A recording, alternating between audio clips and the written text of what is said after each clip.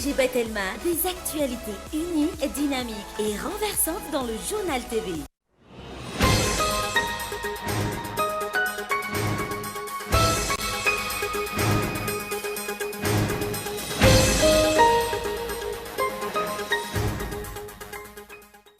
Mitombo ery ary mivadika ho rivo-doza mahery vaika ankehitriny ilay rivo-doza eminaty ao amin'ny ranomasimbe indiana raha nambaran'ny météo Madagasikara manakaiky hatrany morontsiraka atsinanana izy izay vinavinaina hiditra eo anelanelan'ny vatomandry sy manakara ny talata ho avy izao.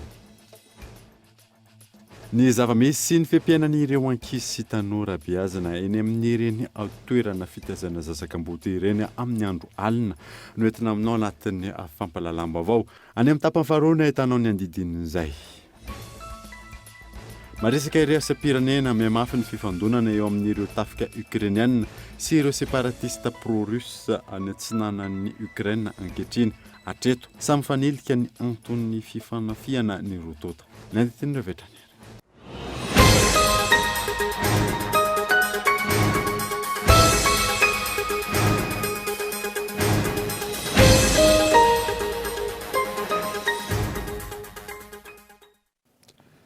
Salandra topolasy to goavy fotoana vaovao eto amin'ny Akolo TV manasana ary anaraka izany hatramin'ny farany.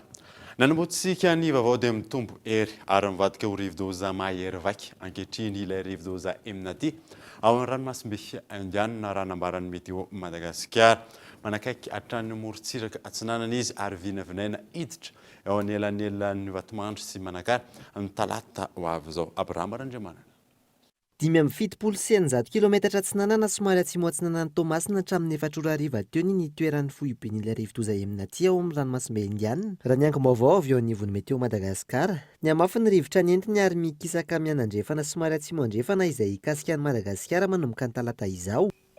Mitombo ery izy araka izany hoe lasa cyclone tropical intense zany ka eo manodidina ny 520 am'zato kilometatra isan'ora zany zao ny rivotra entiny arahana tafiotra 570 kilometatra isan'ora. Tsy miova hatrany koa ny vinavina manambana hatrany morontsiraka atsinanana izy ary manakaiky ny morontsiraky ny fatry vatomandry sy manakara eo anelanelandreo zany izy mety tanety ny tanjaka ho entiny amin'izay fotoana izay hiditra tanety dia eo amin'ny cyclone tropical intense zany hoe mahery vaika hatrany zany ilay rivo-doza mitovitovy amin'ny Batsiray ihany. Manatombo kely izy zany zao raha ny vinavina hatreto satria dia mety hatratra hatrany amin'ny 70 kilometatra isan'ora ny rivotra ho entiny amin'izay alohan'ny hiditra tanety izay. Araka izany, niova toy izao ny filazana fanerina sy ny filazana loza manambana ho an'ireo faritra misy 70 vinavinaina hatreto voakasiky ny fandalovan'ny rivo-doza eminaty. Filazana loza manambana na miloko mavo ny distrika Brickaville, Vatomandry, Manoro, Tanambao, Manapotsy, Marolambo, Vatovavy, Fitonany ary ny any atsimo atsinanana. Filazana loza fanahirana kosa ny miloko maitso ao an'ny distrika na ny faritra manaraka Analanjirofo, Toamasina voalohany sy faharoa, Laotra Mangoro, Anjozobe, Manjakandriana, Antananarivo Avaradrano, Andramasina, Vakinakaratra, Amoronania, Matsiatrambony, Orbe ary Andosy. Ankoatra izay, manentana ny anivon'ny fitaliavam-paritra ny fanabeazam-pirenena rehetra ny Ministeran'ny Fanabeazam-pirenena nanomboka androany ifampidinika amin'ny ambaratonga eny fotony mikasika ny fandraisana fepetra ny amin'ny fampiatoana ny fampianarana manoloana ny fandalovan'ny rivo-doza eminaty. Ufamana ny olona ny mponina sy ireo mpampiasa lalana dia nirotsaka antsehatra ny zandary nanala ireo tany miotsaka vato azo tamin'ny lalana izay mampitoa ny kongo sy fanadina misokatra araka izany lalana ankehitriny gatao Andriatsilavo. Niroso tamin'ny fanamboarana ny lalana mampitoy ny kongo sy fanadina ny teo anivon'ny zandarmariam-pirenena ny alarobisy ny alakamisy sy lasa teo ufamana ny olana sy ufanamaivana ny fahasaranana ireo mpampiasa lalana. Voalohany indrindra dia misaotra betsaka an'ireto zandarma reto zahay nanokatra ny lalana tsy aminay fa izahay tato zany tena anatin'ny koveta tsy afaka mihesika tapaky ziro, tapaky lalana, tapaky rano fa isorana be dia be ny zandarmeria nanokatra ny lalana efa misokatra zao ny lalana Ikongo, Tolongoena, Ikongo, Tolongoena ifanadiana efa mandeha ny tomobila mitapitra ny vokatra ty aminay indrindra moa fa ny akondro io dia mora simba mora loha. Natao tao anatin'izay roa andro izay ny fanesorana ireo fiotsahan'ny tany ny hazo lehibe mibahana ary ireo vato manelingelina ny fifamoivoizana ho an'ireo fiara-pitatitra ny vokatra sy ireo fiara hafa. Ny isan'ny intervention natao raha ohatra ka jina dia teo amin'ny 1.20 teo eo. Zay 1.20 zay ao anatin'izay ny fanalalahana ny chaussée ohatran'izao hitantsika ao amin'ny vatana zao. Fa rehefa nataonay monkajy any tiany mety ho farany dia tao anatin'izay koa ny fanapahana le tronc d'arbre mianjera amin'ny lalana, misakana lalana. Zay zany ny asa natao. Manahoana ny vokatra ny fahitanay azy, ny fokon'olona angamba ny afaka milaza. Fa ankehitriny mandeha ara-dalàna ny camion mitatitra vokatra amin'ity faritra aty dia mahita vokatra amin'izay ny fokon'olona, mahita vokatra amin'izay ihany koa ny gendarmerie mazava ho azy satria araka ny teneniko tao mbola misy mpiara-miasa aminay tavelany koa manatanteraka manampy any amin'ny fanarenana ny toby any sy miaramila ihany koa nalefany ao amin'ny gendarmerie anampy ny brigadeny kongo. Etsika fanondroany ity natao ity, taorian'ny famakinany lalana taorian'ny fandalovan'ilay rivodoza Batsiray. Nividy fitaovana manokana ny zandary ahafahana manatanteraka izany. Mbola mitoy ny asa fanarenana sy ny fandraisana an-tanana ireo traboy na ao Ikongo. Andrindrero misy manodidina ny 700 tamin'ireo 100 teto amin'ny faritra Analamanga izay simba noho ny fandalovan'ny andro ratsy sy ny rivodoza no efa tafaverina amin'ny laonina hoy ny ministra tompony andraikitra tamin'ity androany ety. Efa miomana amin'ny mety fahatongavan'ny rivodoza indray izy ireo ankehitriny fanampanazavana. Tia dia firenena andalovana iny tianarany rivodoza foana isa-taona fa isika tsy miomana amin'izany mihitsy hatramin'izay. Zao zany tsika vao mametraka laminasa afahana miomana amin'izany rehetra zany. Raha iteny ianao hoe ahoana indray zany ny délestage dia andrazoka tsy délestage rehefa tonga ny rivodoza fa fahatapahan-jiro. Zavaina kely ny antsoina hoe délestage dia tsy manam-bola zany entina mampiodina ny fotodrafitrasa manomokatra herinaratra dia tsy izay zany ny zavatra misy. Fa fahatapahan-jiro ohatry ny ahoana ilay fahatapahan-jiro mandalo ny rivodoza dia mianjera io poto hitantsika io. Dia rehefa mianjera io dia tapaka zany ny jiro amin'izay tokony andehanan'ny zavarika. Zao zany aloha efa manomana fitaovana maromaro sy olona maromaro ihany koa hoentina miatrika an'izany satria soa ihany afa fantatra hoe ariny avian'le rivodoza dia efa miomana ao amin'izany tsika. Toliara tamin'izany akany dia efa nitsotra tamin'ny vahoaka hoe tsy voavaha 100 isan-jato ny olana fa voavaha amin'ny ampahany. Dia nanome calendrier tamin'izay fotoana izay hoe amin'izao fotoana izao dia averiko ilay calendrier tokony ho tamin'ity week-end androany ity zany no miverina 100 isan-jato ilay izy. Mbola misy ajustement kely ataon'zareo Enelec amin'le moteur-ndrareo satria le moteur-ndrareo koa efa antitra ihany dia mila navaozina sy ny rehetra. Za mieritreritra fa amin'ny herinandro avy io izy dia efa voavata teraka. Mbola tsy miverina kosa ny vatsim-pianarana amin'ny Institut Confucius ho an'ny Université Antananarivo.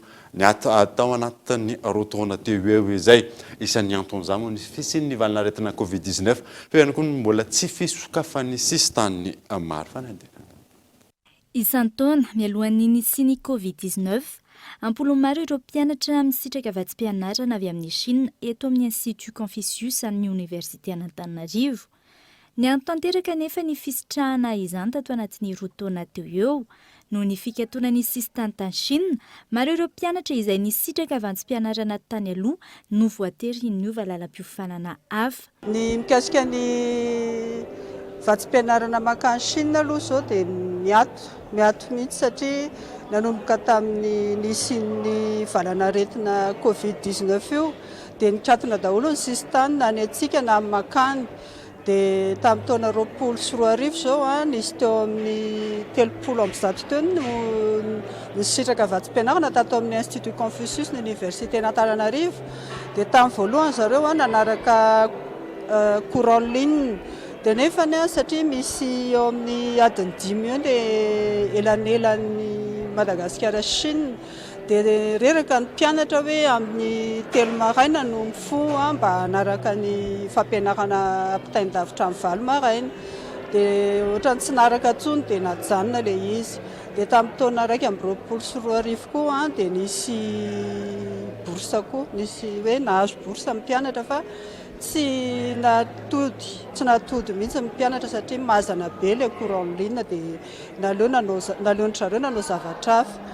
miankina tanteraka ny famezana ny valanaretina COVID-19 sy ny fepetra raisiny any toerana ny iverenan'ny fanomezana vantim-pianarana amin'ny laoniny raha ny fanazavana. Zao dia mbola tsy fantatritsika mihitsy ny hoavy satria ny sistansin'olo aloha zao dia mbola tsy misokatra mihitsy. Dia na ny antsika koa raha na misokatra raha dia avy any Frantsa no misokatra dia lafo be ny frera vao ohatra hoe mandeha manodidina any. Nisy fotoana tamin'ny 2024 nisy an'le nisy le vol spécial zany le hoe fampodina le mpianatra tavela any fa tena lafo dia lafo le frais dia naleon'ny mpianatra na noho ny anatra nazo vatsim-pianarana ihany zareo nisy ny ampiteny. Tsy ahivina raha ny taona 2024 ka hatramin'ny taona 2024 mandina ny 2027 ireo mpianatra malagasy ny sitraka vatsim-pianarana tany Chine raha teto amin'ity Institut Confucius ity. Tahaka mazatra nanaraka dokavatra isika meloana dia irantsika ny tapany faharoa vaovao rehefa avy ary.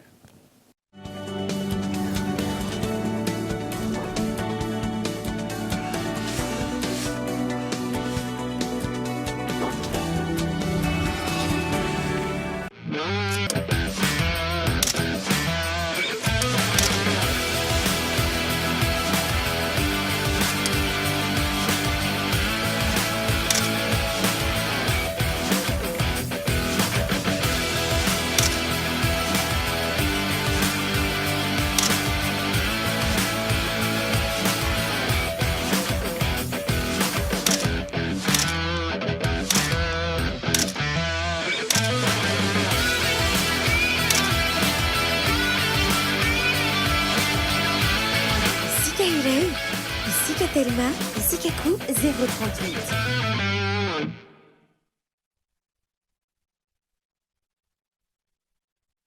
Mila bebe kokoa ianao, omenay mihoatra lavitra izay angatanao. Raha tonga soa ny abonnementanao, manaova re abonnement Access ary mahazo évasion mandritra ny 30 andro. Raha Access ny abonnementanao, manaova re abonnement Évasion ary mahazo Évasion Plus mandritra ny 30 andro. Ary raha Évasion ny abonnementanao, manaova re abonnement Évasion Plus ary mahazo tout Canal Plus mandritra ny 30 andro.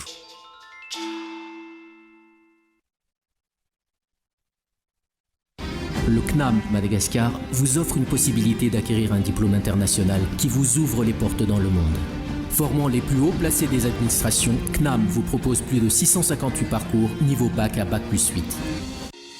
Réussir, apprendre, innover. Faites partie des plus grands et visez plus haut. Inscrivez-vous pour le nouveau semestre. www.cnam-madagascar.g 67 hectares, maison des produits, 6e étage, Antananarivo 101.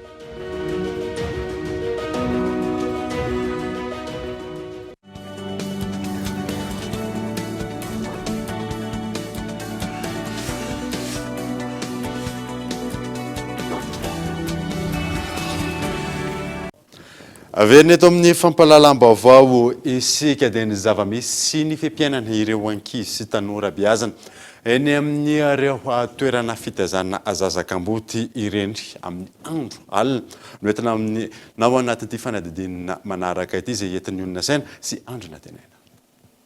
Ety amina toerana iray ety Ambotro-Manjaka ity toerana iray fitaizana zazakamboty sy ireo sahirana ara-pivelomana ireo ray aman-dreny no misy any amin'izao fotoana izao hitondrana amintsika ny amin'io manahoana ny fiampiainan'ireo ankizy sy tanora amin'izany toerana izany amin'ny ora tahaka izao manoloana indrindra ny tompona andraikitra iray ato amin'izany toerana izany miarabanao tompoko ohatrany moa zany fandaharam-potoana amin'ny valina tahaka izao amin'izao amin'ny valo ora sasany izao. Eny tompoko ny kizeto moa dia mirava avy any an-tsekoly amin'ny 4 sy amin'ny 5 ary amin'ny 9.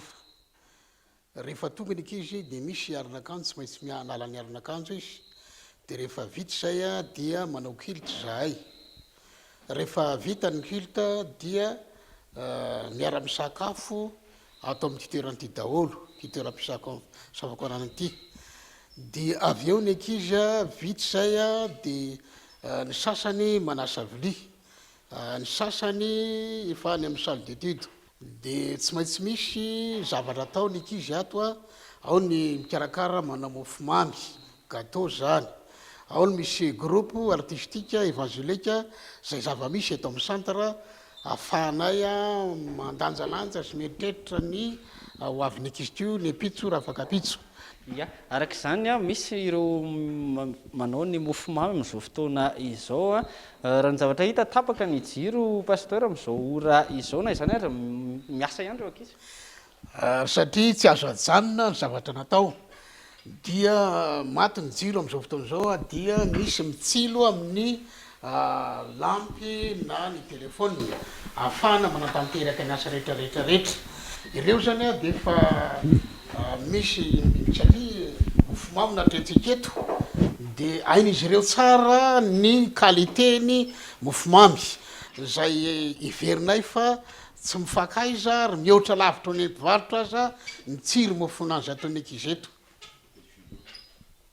ia manoloana antsika eto indrindra inasandratra isan'ireo manao ny mofomamy am'izao ora izao a nanahoana zany nahaizany sianty nahaizako mofomamy nisy mpianatra avy eny amin'ny SKE nanampy anay izy fa hoe mba mila tosika zay de nianatra zay de am'izao zay a manao commandena olona de zay no mahatonga anay miasa na de ohatr'izao raha satria tsy maintsy manenjika commanden'olona zay zany hoe de ohatrany ahoana zany mahazo vola zany ianareo amin'ity de ohatrany ahoana no fitantanana ataon'izy ny vola ho an'ilay toerana sa ho anareo eny tompoko mahazo vola mihitsy zay fa ataonay fanampiana ho amin'ny fianaranay le vola azonay ny freanay mianatra ohatr'izany de afaka amba azonay am'le izy fa ianao zao aiza zany no mianatra inavy ny fandaniana mianatra za zao première année mianatra manao tourisme de zay no freanay avy aty no alainay amin'ity rehefa le lafinay le izy ia fa ho anao manokana zao ohatry ny ahoana ny fiainana taloha ny alohany natongavana tamin'ny toerana zao no nahoana ny tany talohany natongavako teto nisaraka ny ray aman-dreniko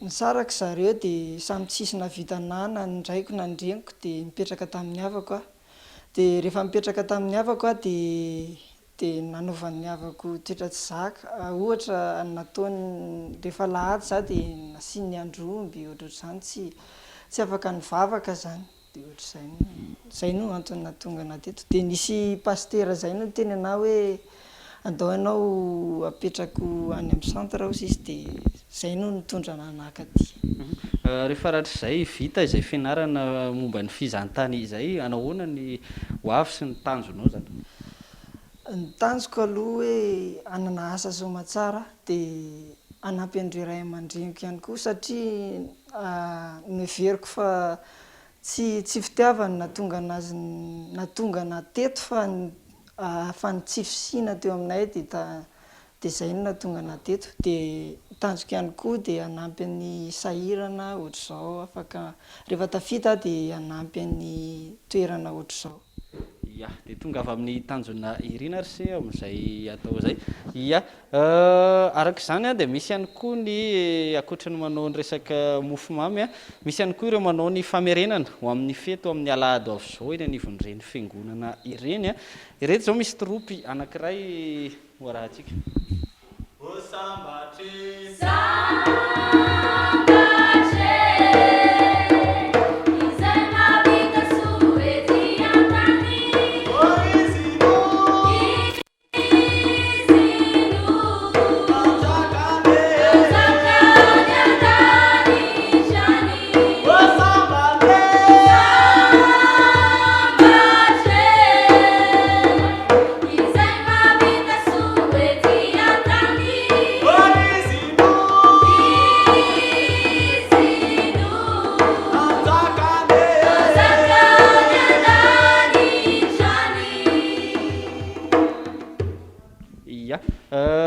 ono a tompoko manao hoana satria reto ankizy sy tanora ireto alohany natongavany tamin'ny toerana zao samy manana ny toetrany samy manana ny namola volany ny fiarahamonina azy manao hoana ny fanefenan'izay iara-onina eto misy ny fitsipika maro isan-karazany tsy maintsy mipetraka ve eny tsy maintsy misy tokoa ny fitsipika satria reoko izy ireo a de tamin'ny toerana samihafa nanangoana azy teto kanefa rehefa tonga eto izy a de tsy maintsy miezaka zay mpendraikitra mba hitovy ny fanabeazana azy ary hitovy koa ny fitaizana azy eto de tsy maintsy tokana zany ohatrohatra fotsiny hoe finoana samihafa tamin'ny toerana isy azy ireo satria ny fikambanana de protestant de tsy maintsy protestant any amin'ny FJKM no mivavaka izy ireo ia arak'izany ao ny manao ny mofomamy ao ny mamerina hira amin'izao fotoana izao ireo ambony kosa dia manao ny asa mandrara maro samihafa ao ny manasa ny lovia araky ny hitanay ao ambadimbadika ao ihany koa ireo manao ny famerenan-daisina sy mamita ny exercice tao anatin'izay herinandro izay araky ny hitantsika tao amin'ity efitrano iray ity zany hoe samy manana ny klasiny zany izy reto pasteur ia samihafa samy manana klasy izy ireo ao ny T1 ao ny hatramin'ny klasy terminal any amin'ny EPP any amin'ny CG any amin'ny lycée izy ireo mianatra fa rehefa miariva tahaka izao ireo de miezaka izay mba hisurve azy ireo hianatra lesona amin'ny toerany ty satria ty toerany ty de toerana fampiarana azy ireo ia hatramin'ny firy zany izy reto no matory zany rehefa vita ny sakafo dia mianatra eto izy ireo dia eo amin'ny amin'ny sivialina dia tsy maintsy matory de mifondray izy amin'ny 4 maraina manao culte satria araka ny teniko teo hoe fanabiazana kristianina eto de tsy maintsy misaotra an'Andriamanitra izy ireo midera an'Andriamanitra makahazo an'Andriamanitra satria men'Andriamanitra tombonandro rehefa maraina ny andro ia de tahak'izay sy tahak'izay ny fipenana amin'ny ankapobeny amin'ny itony ivitoerana fitaizana zazakambody sy zaza sahirana itony ny fianarana no isan'ny laharam-pahamehana eo ihany koa ny fanabeazana na olombanona na ara-batana zany na fa indrindra ny ara-panahy de tahak'izay sy tahak'izay ny fipenandro ankizy sy tanora ety amina ivitoerana fitaizana zazakambody iray ety Ambohitra Manjaka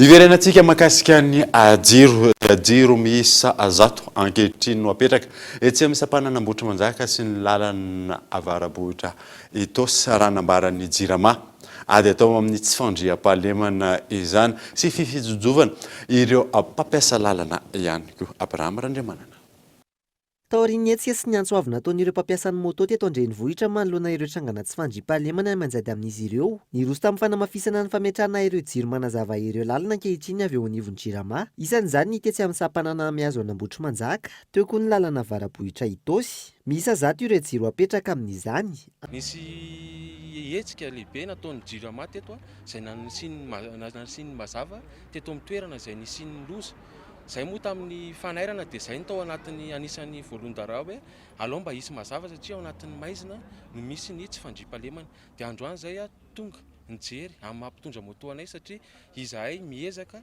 mba homendrika ary manantena ihany koa foto-drafitrasa mendrika mba hampandroso ny tany sy ny firenena ny zavatra misy aloha zany ny installation izay fanatsarana ataon'ny Jirama miaraka amin'ny fitondram-panjakana zany dia misy foana zany ireo mpisopatra dia zay resahantsika zay indrindra zany amin'ny maha sécurité an'izay tsy vitan'ny Jirama rero na tsy vitan'ny ministera rero fa tsy maintsy miara-mientana zany ny tsirairay ahafahana miaro ireny fananam-bahoaka reny zany satria ny jiro dia fananam-bahoaka ankoatra izay itoy amin'ireo faritra mena samihafa eto Andrenivohitra ny fametrahana ny jiro hanazavany lalina ho an'ny fandriam-pahalemana raha nambaran'ny tompona andraikitra feno 100 taona amin'ity taona ity ny orenan'ny skotisma teto Madagasikara nosokafana ny fotoam-pankalazana tamin'ity androany ity teny amin'ny katedraly Santa Laura Ambohimanoro tana toerana agoavana eo amin'ny fanabazana olombanina moa ny skotisma raha ny fanazavana voray Yves Richard 2007 feno 100 taona katroka ny itsanganany skotisma voalohany teto Madagasikara nanokafana ny taom-pankalazana ny katedraly Santa Laurent Ambohimanoro androany no ny antony manokana izy no reny ny aingana tao anatin'ny fiangonana Anglikanina sady teto raha teo no niorina voalohany izany fitezana skoto izany tamin'ny fotoanandro izay nananganan'ireo nanangana azy tamin'izany dia ny révérend Joseph Radley presbytera amin'ny paroissy Atsimonanjoma zany hoe raha ny tena marina dia ny alahady ny sapandrofisy 7 avrily 2027 no nisalotra voalohany ny fanamiana skoto ireo 10 lahy dia tompoko lahy isany Albert Rakoto Ratsimamanga, Johnson Michael Ratsivalaka Alban, Andriana Arjona Filipo ary Razafitrimo Eugène. Raha tantara dia ny fiangonana Anglikana no nanorina voalohany izany fitezana skoto izany, saingy ny 470 vao nekeny fanjakana ho ara-dalàna ny fiorenany, izay koa no nijoronya eo amin'ny ivon'ny MTM, izany hoe ny iraisana eo anivon'ny fitezana skoto eto Madagasikara ho an'ireo fiangonana rahavavy. Mitombo hatrany ny tanora miditra anatin'ny skotisma amin'izao fotoana izao. Raha ny eo anivon'ny skoana ny skotisma eo amin'ny Anglikana, mahery ny 503 mikambana anatin'ny diocèse 4. Manana ny solotenany amin'ny fivondronan'ny skoto eto Madagasikara ihany koa izy ireo. Maro ny tombony azo amin'ny fanabeazana entin'ny skotisma. Antony anentana mitarika ny skoany Ray aman-dreny handrisika ny zaza hiditra anaty fikambanana. Raha ohatra isika ka mijery ireo olobe, izany hoe olobe teto amin'ny fanjakana, teto amin'ny firenena, dia olona nandalo fitezana skoto daholo ireo.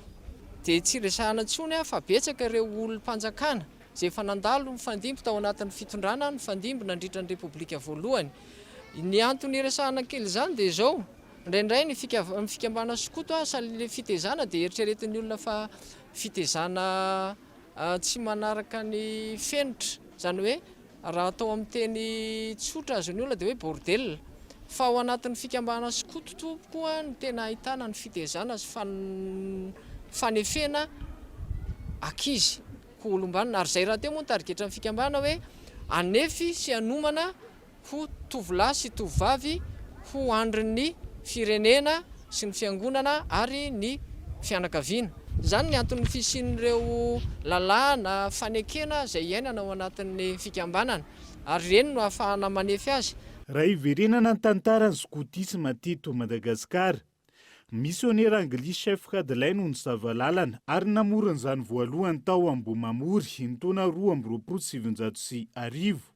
Ankoatra ny hetsika maro entina hanamariana ny taom-pankalazana, nisy androany fotoam-pivavahana nanokafana ny jobily fa 100 taona ny skoana ny skotisma eo amin'ny Anglikana.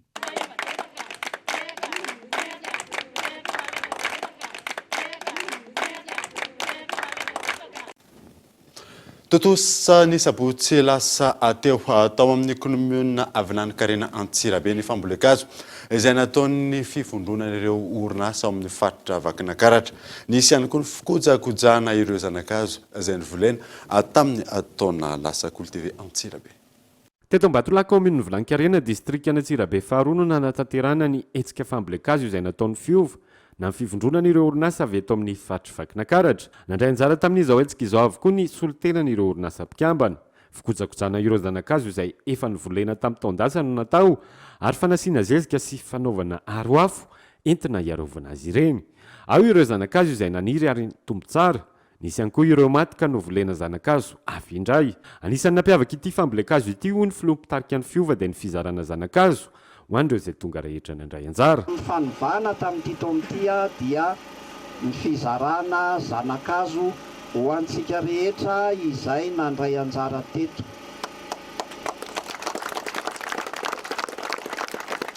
Ny hevitra ny fivondronan'ny orinasa fa tsy ny fivondronana rery no manao an'izay fambolekazo zay fa hanao fambolekazo any atokantrano sy any amin'ny toerana misy antsika tsirairay avy sika. Niova kely na pitsika kely tamin'ity indray mandeha ity na nisy zezika.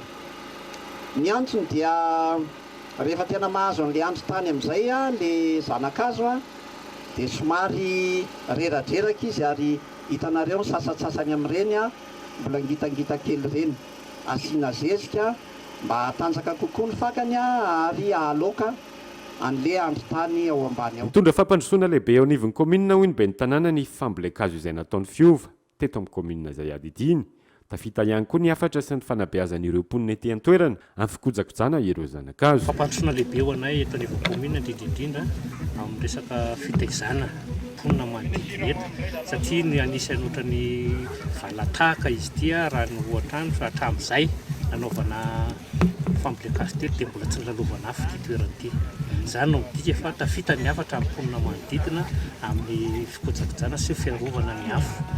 Faharoa manaraka izany dia koa ny fanabeazana fampianarana an'ireo olona manodidina amin'ny fambolekazo satria dia anisan'ny fambolekazo na hitamokatra ihany koa dia arak'izao fahitantsika zao ary azo ampitaina fanabeazana amin'ny mponina manodidina mba ahafahana izy ireo mandray anjara. Araka izany dia nitondra ny anjara birikiny amin'ny fiarovana ny tontolo iainana ny fiova na ny fivondrona ireo orinasa avy eto amin'ny faritry Vakinakaratra tamin'ny alalana izao hetsika fambolekazo izay natao teto amin'ny commune Vilangariana izao.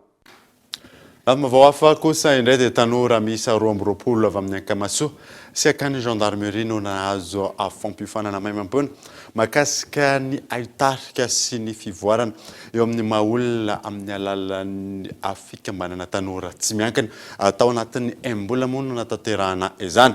Tanjona amin'izany moa ny fanomezana atosika azy ireo andray anjara ho amin'ny sehatry ny famoronana asa eo anivon'ny fiarahamonina fanampanazavana. Izay tanora moa zany tamin'izay dia natsikatra sy natsapa fa tena nianjady tamin'ny tanora maro be da be ny resaka tsy fisinasa sy ny olona teo amin'ny lafiny hoe fianarana sy ny lalam-piofanana izay safidiany zareo. Lesoka hita zany izay le hoe tsy fahalalana ny tanjona ny vina tiana hotratrarin'izay dia ao anatin'ilay fiofanana nomenay dia tena nanampy andry zareo izay nitaridalana andry zareo nanomezana fiofanana ahitarika leadership sy ny fahalalana ny maha-olona ny tena manokana na hoe développement personnel dia manararak'izay koa ny eo amin'ny resaka famoronana micro-projet fampidirana zareo tsikelikely ao anatin'ny hoe tontolon'ny fandraharana zany sy ny famoronana asa. Maresaka iraisam-pirenena dia mihamafy ny fifandonana eo amin'ireo tafika ukrainiana sy ireo separatista pro-russe any atsinanan'ny Ukraine ankehitriny hatreto samy fanilika ny antony fifanafiana ny rotota fanadina. Mihamafy ny fanafihana sy nidaroka bomby eo amin'ireo tafika ukrainiana sy ireo separatista pro-russe any atsinanan'ny Ukraine amin'izao fotoana izao. Raha miaramila ukrainiana roa ny voamanina fanamony aina nandritra ny fifandonana omaly. Nanome baiko ny ialan'ny sivily indrindra ny Donbasy azo an'ny Rosia avy hatrany. Ireo separatista pro-russe izany hoe hiamafy hatrany araka izany ny fifandonana manomboka izao raha tsy misy ny vahaolana anatin'izay. Samy mifanilika ny antony mahatonga azy ireo hanamafy ny fanafihan'ny rotonta. Voatery azo an'ny Rosia avokoa araka izany ny sivily indrindra ny zaza maham-behivavy. Raha tokana tsony mpitarika ny separatista pro-russe anatevin-darana azy ireo. Anatin'ny adiny vatandela 80 hatramin'ny 520 taona. Mitoetra ny ankilan'ny fifampiresahana mahakasika io ary isa mitarika izany ny filoha frantsay. Nisy ny antso ataribiny fanaovany tamin'ny filoha rosiana saingy tsy mbola fantatra mazava ny akony hatreto. Na izany na tsy izany efa nampahafantatra ny teratany ny monina ny Ukraine. Indrindra ny any amin'ny ilany atsinanana hialany antoerana ny filoha frantsay manoloana ny zava-misy any Ukraine amin'izao fotoana izao. Maresaka iraisam-pirenena izay hatrany dia vao marina araka ny fitiliana natao famararany Covid-19 ankehitriny ny mpanjakavavy Elisabeth II any Royaume-Uni raha ny fampitambavao any amin'ny toerana. Maivana hatreto ny sorotraretina hita aminy ny tenany izay 5 taona amin'izao fotoana izao. Ny rary fahasalamana sy fahasitranana ho azy ankehitriny ireo tompona ndraikitra isa-tsokajiny any amin'ny toerana. Dia izay mamarana vaovao tamin'ity androany ity angasana nanaraka izany soava tsara daholo tompoko.